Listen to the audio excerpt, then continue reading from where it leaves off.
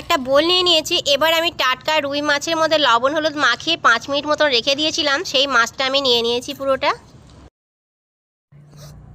একটু বাটা মশলা দিয়ে দিলাম মাছের ওপরে, জিরে ধনে আর স্বাদ মতন কাঁচা লঙ্কা একসঙ্গে করে আমি বেটে রেখেছি। এবার দিয়ে দিলাম টক দই। টক দইটা সুন্দর করে ফেটিয়ে নিয়েছিলাম, তো সবটাই মাছের ওপর দিয়ে দিলাম।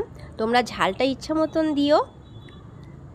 আর একটু লবণ দিচ্ছি, পরিমাণ বুঝে দিও।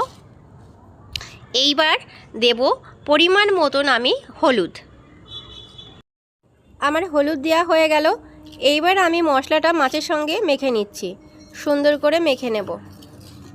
তো মাখা হয়ে গেল। এইবার আমি দেব বেশ খানিকটা সরিষার তেল। সরিষার তেল দিলে পরে খেতে কিন্তু আরও ভালো লাগে, গন্ধটা দারুণ হয়। তো ভালো করে সরিষার তেল দিয়ে মেখে নিচ্ছি। এবার মাখার পরে আমি এটা 10-15 মিনিট এইভাবেই রেখে দেব।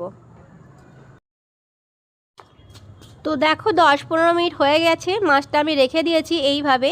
এই একটা মাছের পদ দিয়েই তোমরা সমস্ত ভাত খেয়ে ফেলবে, এত সুন্দর খেতে হয়। টিফিন বাটির মধ্যে আমি মশলা মাখানো মাছটা পুরোটা নিয়ে নিলাম। এবার মাছটা পাশাপাশি সুন্দর করে সাজিয়ে দিয়েছি, আর বাটিতে লেগে থাকা মশলাটা জলে গুলে সেই জলটা আমি অল্প পরিমাণে দিয়ে দিলাম। আর এরই সাথে আমি আরেকটু সামান্য সরিষার তেল দিয়ে দেব।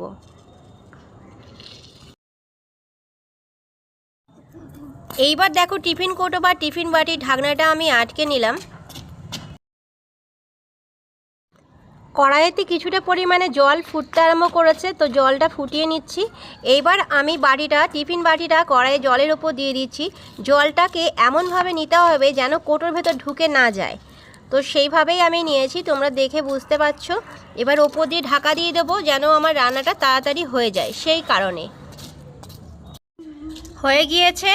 আমি দেখো জলটা অনেক কমে গিয়েছে, সেই জন্য আমি গ্যাসটা বন্ধ করে দিয়েছি। কড়াই থেকে বাটি নামিয়ে ঠান্ডা করে তোমাদেরকে দেখাচ্ছি কতটা সুন্দর দেখতে হয়েছে। দেখো আমি সাজিয়ে তোমাদের দেখাচ্ছি, দেখে দেখো কতটা লোভনীয় লাগছে।